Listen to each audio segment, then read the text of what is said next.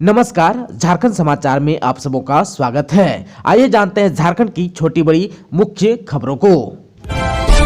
सालखन मुर्मू ने टाटा से किया मरांग बुरू बचाओ भारत यात्रा का आगाज, कहा हेमंत सोरेन ने आदिवासियों को धोखा दिया। आदिवासी संगठन अभियान के राष्ट्रीय अध्यक्ष पूर्व सांसद सालखन मुर्मू ने पूर्वी सिंहभूम के जिला मुख्यालय जमशेदपुर से मरांग बुरू बचाओ भारत यात्रा का आगाज किया। मंगलवार को उन्होंने टाटा नगर में कहा कि हेमंत सोरेन की सरकार ने आदिवासियों को धोखा दिया है। इस सरकार ने लिखित रूप से पारसनाथ पहाड़ को जेएनयू को सौंप दिया है। इसे आदिवासी समाज कभी बर्दाश्त नहीं करेगी। सालखन मुर्मू ने कहा कि गिरिडीह स्थित पारसनाथ पहाड़ मरांग बुरू को बचाने के लिए भारत यात्रा की शुरुआत की गई है। पूर्वी सिंहभूम में उपायुक्त कार्यालय समेत झारखंड के अलग अलग हिस्से में 50 से अधिक स्थानों पर धरना प्रदर्शन भी किया गया। प्रशासन अधिकारियों को ज्ञापन भी सौंपा गया। आदिवासियों ने कहा कि मरांग बुरू आदिवासियों का ईश्वर है। जमशेदपुर स्थित पूर्वी सिंहभूम के उपायुक्त कार्यालय के समक्ष धरना स्थल पर नगाड़ा धमसा बजाकर आंदोलन की शुरुआत की गई। सालखन मुर्मू ने कहा कि झारखंड सरकार ने भारत सरकार को पत्र लिखकर मरांग बुरू जेएनयू को सौंप दिया। कहा कि यह दुनिया भर के आदिवासियों के साथ धोखा है। उन्होंने कहा कि मरांग बुरू आदिवासियों के लिए अयोध्या के राम मंदिर से कम महत्वपूर्ण नहीं है। वहीं सालखन मुर्मू ने कहा कि 17 जनवरी को जमशेदपुर से मरांग बुरू बचाओ भारत यात्रा की शुरुआत की गई है। देश के विभिन्न राज्यों के आदिवासी बहुल जिलों में हम जनसभा करेंगे, जनता को जागरूक करेंगे। यह सिलसिला फरवरी 2023 के अंत तक जारी रहेगी। उन्होंने यह भी कहा कि आज जो है यानी कि 18 जनवरी को रांची, 19 जनवरी को रामगढ़, 20 जनवरी को हजारीबाग, 21 जनवरी को जामताड़ा, 22 जनवरी को दुमका, 23 जनवरी को गोड्डा में आंदोलन होगा। वहीं 25 जनवरी से पश्चिम बंगाल में भी शुरू होगा आंदोलन। 20 साल में किसी ने झारखंड पर नहीं दिया ध्यान, सीएम हेमंत सोरेन ने कहा। खतियानी जौहर यात्रा के दूसरे चरण की शुरुआत मुख्यमंत्री हेमंत सोरेन ने कोडरमा से किया। इस मौके पर लोगों को संबोधित करते हुए उन्होंने कहा कि पिछले 20 साल में किसी ने झारखंड पर ध्यान नहीं दिया। कहा कि देश में महंगाई आसमान छू रही है। बीजेपी को पहले महंगाई डायन नजर आती थी, लेकिन आज महंगाई भौजाई नजर आ रही है। कोडरमा और गिरिडीह में अबरग उद्योग की जल्द लौटेगी रौनक, सीएम हेमंत सोरेन ने कहा। खतियानी जौहर यात्रा के दौरान लोगों को संबोधित करते हुए मुख्यमंत्री हेमंत सोरेन ने कोडरमा और गिरिडीह में अबरग उद्योग की रौनक जल्द लौटने की बात कही। इसके लिए जल्द ही नया कानून बनेगा। कहा कि कोई केस मुकदमा नहीं होगा। खतियानी जौहर यात्रा को लेकर गिरिडीह पहुंचे सीएम हेमंत सोरेन। खतियानी जौहर यात्रा के दूसरे चरण में मंगलवार की शाम मुख्यमंत्री हेमंत सोरेन गिरिडीह पहुंचे। यहां के धनवार डोरंडा स्थित स्वास्थ्य उपकेंद्र का सीएम ने निरीक्षण किया। आप सबको बता दें कि 18 जनवरी को यानी कि आज गिरिडीह में आयोजित जौहर यात्रा में सीएम शामिल होंगे। कस्तूरबा की छात्राएं रात 1:30 बजे स्कूल की दीवार फांदकर पहुंची डीसी ऑफिस। खुटपानी यानी कि पश्चिमी सिंहभूम स्थित कस्तूरबा गांधी बालिका आवासीय विद्यालय की अव्यवस्था से आक्रोशित इंटर यानी कि 11वीं की 61 छात्राएं रविवार रात 1:30 पर दीवार फांदकर बाहर निकल गई। स्कूल में तैनात 3 सुरक्षा कर्मियों को इसकी भनक तक नहीं लगी। ये छात्राएं 18 किलोमीटर पैदल चलकर सुबह 7 बजे डीसी ऑफिस पहुंची। यहाँ छात्राओं ने शिकायत की कि ना उन्हें पेट भर भोजन मिलता है और ना ही नाश्ता, किताबें और ड्रेस भी नहीं मिलती। उससे शौचालय की सफाई कराई जाती है। वे वार्डन की मनमानी और प्रताड़ना से त्रस्त हैं। पढ़ाई के समय अन्य कार्य कराए जाते हैं। छात्राओं के पहुंचने की खबर से पदाधिकारियों में हड़कंप मच गया। शिक्षा विभाग समेत अन्य पदाधिकारी डीसी ऑफिस पहुंचे। सांसद गीता कोड़ा के प्रतिनिधि त्रिशानु राय और अन्य प्रतिनिधि भी वहां पहुंचे। छात्राएं काफी डरी हुई थी। हॉस्टल से निकाले जाने के डर से वे अपना नाम भी नहीं बता रही थी। पदाधिकारी ने छात्राओं की शिकायत सुनकर समझा बुझाकर गाड़ी में बैठाकर वापस स्कूल पहुंचा दिया। उपायुक्त के निर्देश पर जिला शिक्षा अधीक्षक अभय कुमार सील व अन्य पदाधिकारी भी छात्राओं के साथ कस्तूरबा स्कूल गए। उन्होंने छात्राओं से लिखित शिकायत भी ली। छात्राओं की शिकायत है कि शिकायत करने पर वार्डन सजा देती है। बच्चियां डर से अपनी अभिभावकों को भी नहीं बताती हैं। साफ सफाई के नाम पर प्रतिमाह 5 रुपए लिए जाते हैं। उक्त राशि नहीं देने पर सजा के तौर पर 50 से 100 बार उठक बैठक कराई जाती है। इस पूरे मामले पर चाईबासा उपायुक्त ने कहा कि मैंने टीम गठित कर अविलंब जाँच के निर्देश दे दिए हैं। इस तरह आधी रात पैदल चलकर यहाँ पहुँचना गंभीर मामला है। रिपोर्ट्स के अनुसार कार्रवाई होगी, दोषियों को बख्शा नहीं जाएगा। 15 लाख के इनामी नक्सली कृष्णा हंसदा को जेल, 2 लाख केस बरामद। पारसनाथ इलाके में चल रहा है सर्च ऑपरेशन।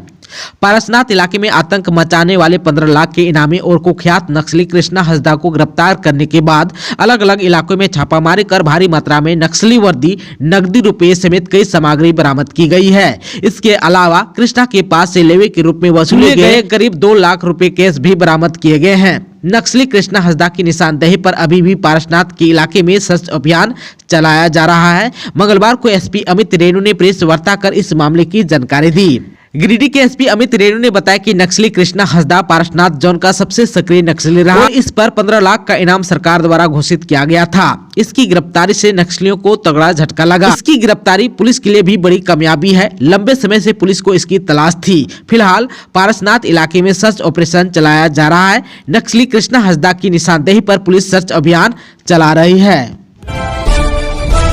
गणतंत्र दिवस से ठीक पहले दुमका पुलिस को एसएसबी को मिली सफलता। नक्सलियों के द्वारा छिपाए गए भारी मात्रा में विस्फोटक हुआ बरामद।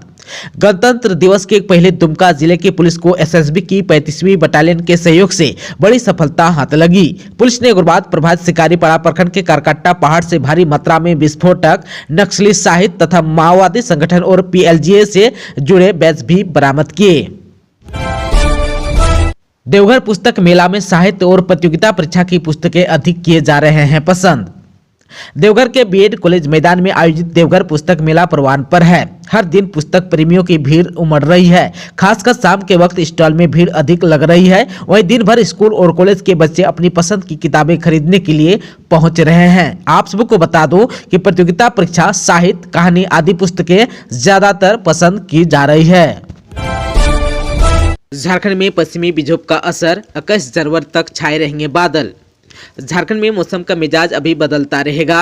राज्य में एक के बाद एक पश्चिमी विक्षोभ का असर हो रहा है। इससे मौसम साफ होने के बाद फिर से बादल छाए जा रहे हैं। आप सबको बता दूं कि 18 जनवरी से एक और पश्चिमी विक्षोभ बन रहा है, यानी कि आज से एक और पश्चिमी विक्षोभ बन रहा है। यह उत्तर भारत में सक्रिय हो रहा है। इसका आंशिक असर झारखंड में भी पड़ेगा। इसके असर से झारखंड के कई इलाकों में बादल भी छाए रहेंगे। बादल छाए रहने से न्यूनतम तापमान थोड़ा चढ़ सकता है। 19 और 20 जनवरी को सुबह में कोहरा और दिन साफ रहेगा। 21 जनवरी से एक बार फिर पश्चिमी विक्षोभ आ रहा है। इसका असर 1-2 दिनों तक रहेगा। इससे आकाश में एक बार फिर बादल छा जाएंगे।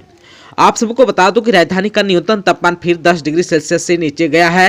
राजधानी का न्यूनतम तापमान 9.4 डिग्री सेल्सियस रिकॉर्ड किया गया, जबकि अधिकतम तापमान 25.2 डिग्री सेल्सियस रहा। वहीं रविवार को राजधानी का न्यूनतम तापमान 12.2 डिग्री सेल्सियस रिकॉर्ड किया गया था। झारखंड में डॉपलर वेदर रडार लगाया जाएगा, मिलेगी सटीक जानकारी।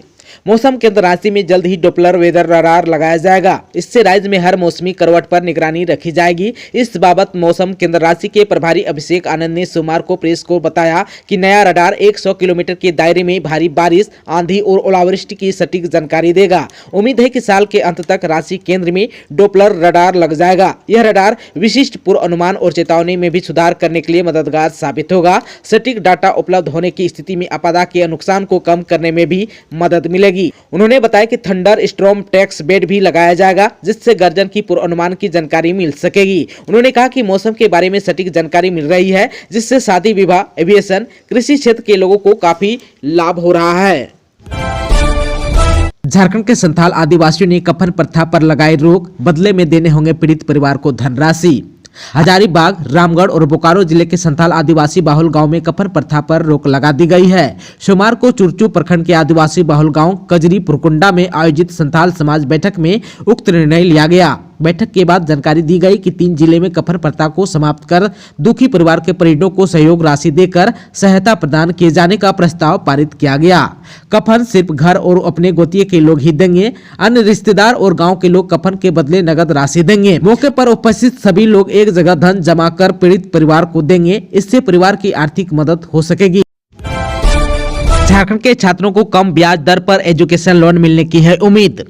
फरवरी माह में आम बजट है। इसको लेकर हर वर्ग के लोगों की निगाहें केंद्र सरकार की ओर टिकने लगी है। विद्यार्थी भी कम ब्याज दर पर एजुकेशन लोन मिलने की मांग करने लगे हैं। विद्यार्थियों को सस्ते दर पर एजुकेशन लोन मिलने और पढ़ाई पूरी करने के बाद रोजगार की व्यवस्था की भी मांग करने लगे हैं। रांची यूनिवर्सिटी के इंस्टीट्यूट ऑफ मैनेजमेंट स्टडीज के विद्यार्थी समेत संस्थान के निदेशक ने भी आम बजट पर अपनी राय रखी है।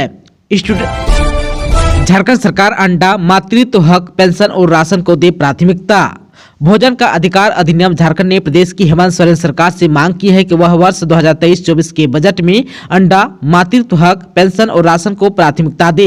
बुधवार को राजधानी रांची में आयोजित प्रेस कॉन्फ्रेंस में इस संस्था ने कहा कि झारखंड में कुपोषण की खतरनाक स्थिति को दूर करने के लिए यह जरूरी है। आप सबको बता दूं कि भोजन का अधिकार अधिनियम झारखंड ने कहा है कि राज्य से कुपोषण को खत्म करने के लिए सरकार को मध्याह्न भोजन और आंगनबाड़ी केंद्रों में हर दिन बच्चों को अंडा देना चाहिए। संस्था की ओर से कहा गया है कि सरकारी स्कूलों में सप्ताह में 5 अंडे और आंगनबाड़ी केंद्रों में सप्ताह में 6 अंडे देने का वादा झारखंड की हेमंत सोरेन की सरकार ने बार बार किया है, लेकिन आज तक इन वादों को पूरा नहीं किया है। प्रेस कॉन्फ्रेंस के बाद भोजन का अधिकार अधिनियम झारखंड ने एक प्रेस विज्ञप्ति जारी की, जिसमें कहा कि सभी स्कूलों में एक सप्ताह में बच्चों को 2 अंडे मिलते हैं। 6 साल से कम उम्र के बच्चों को एक भी अंडा अभी नहीं मिल रहा है। इसमें कहा गया है कि झारखंड में कुपोषण से निपटने में अंडा अहम भूमिका निभा सकता है। पिछले सप्ताह सैकड़ों लोगों ने झारखंड के मुख्यमंत्री को चिट्ठी लिखकर मध्याह्न भोजन और आंगनबाड़ी केंद्रों में हर दिन अंडा देने की मांग की थी। इसमें यह भी बताया गया है कि देश के कई राज्य पहले से ऐसा कर रहे हैं। ईडी की छापेमारी के दौरान पंकज मिश्रा को बैंक कर्मी बता रहा था बचने का तरीका, कॉल डिटेल से हुआ है खुलासा। अवैध खनन मामले में प्रवर्तन निदेशालय यानी कि ईडी के अधिकारी जिस दिन साहिबगंज में बैंकों में छापा मारकर पंकज मिश्रा के खातों की जांच कर रहे थे, उसी दिन एक बैंक कर्मचारी उसे फाइनेंशियल इंटेलिजेंस यूनिट यानी कि FIU की नजर से बचने का तरीका बता रहा था। वहीं पंकज मिश्रा पवन नाम के उक्त बैंक कर्मचारी से अपने खाते में जमा पैसों की जानकारी मांग रहा था। वहीं दूसरी बैंक के कर्मचारी से बात कर अपने खाते से 25 लाख रुपए किसी दूसरे के खाते में ट्रांसफर करवाना चाह रहा था, लेकिन बैंक कर्मचारी ने उसे ऐसा करने से रोका ताकि वह फाइनेंशियल FIU की नजर में आने से बच सके। यह बात पंकज मिश्रा के कॉल डिटेल की जांच के दौरान इस बात की जानकारी मिली। आप सबको बता दूं कि सरकार ने बैंक खातों में से एक दिन या एक बार में 10 लाख या उससे अधिक के लेन देन की जानकारी के लिए नियम और प्रणाली बना रखी है। इसके तहत किसी भी बैंक खाते से 10 लाख या इससे अधिक की राशि की निकासी या एक खाते से दूसरे खाते में ट्रांसफर करने का रिपोर्ट FIU यानी कि सेंट्रल एक्साइज और बैंक के मुख्यालय को स्वतः पहुंच जाती है। पंकज मिश्रा 15 जुलाई 2022 को अपने बैंक खाते से किसी के खाते में 25 लाख रुपए ट्रांसफर कराना चाह रहा था, लेकिन बैंक कर्मचारी ने उसे ऐसा करने से यह कहते हुए रोका कि इस ट्रांजैक्शन की रिपोर्ट हो जाएगी, जिसके बाद उसने 10 लाख रुपए ट्रांसफर करने की योजना बनाई, लेकिन बैंक कर्मचारी ने उसे ऐसा करने से भी रोक दिया। झारखंड की 9 नदियों की स्थिति खराब, स्वर्णरेखा और हरमू सबसे अधिक प्रदूषित, पीना तो छोड़िए नहाने लायक भी नहीं। भारत सरकार के केंद्रीय प्रदूषण कंट्रोल बोर्ड यानी कि CPCB की ओर से जारी रिपोर्ट में झारखंड की 9 नदियों की स्थिति खराब बताई गई है। इस रिपोर्ट के हिसाब से स्वर्णरेखा और हरमू राज्य की 2 सबसे प्रदूषित नदियां हैं। हरमू नदी का बायोकेमिकल ऑक्सीजन डिमांड यानी कि BOD 10.1 है, जबकि स्वर्णरेखा नदी का BOD 10 है। किसी भी नदी में इतना BOD नहाने के लिहाज से उचित नहीं है। भारत सरकार ने वर्ष 2019 से 2021 के बीच एक एजेंसी की मदद से देश भर की नदियों के प्रदूषण की स्थिति का अध्ययन कराया था। इसमें राज्य की 20 नदियों को शामिल किया गया था। इन नदियों के पानी की गुणवत्ता की जांच 62 स्थानों पर कराई गई थी। जांच के दौरान राज्य की 9 नदियों के कई स्थानों पर BOD 3 से अधिक पाया गया। बताया गया कि 3 से अधिक BOD होने पर पानी की गुणवत्ता खराब हो जाती है। दोस्तों, अभी तक आपने चैनल को सब्सक्राइब नहीं किया है तो प्लीज चैनल को सब्सक्राइब कर बेल आइकन को प्रेस कर दीजिए ताकि खबरों का अपडेट आपको मिलता रहे। इसके साथ ही आज की खबरों में बस इतना ही। हमें दीजिए इजाजत। जोहार।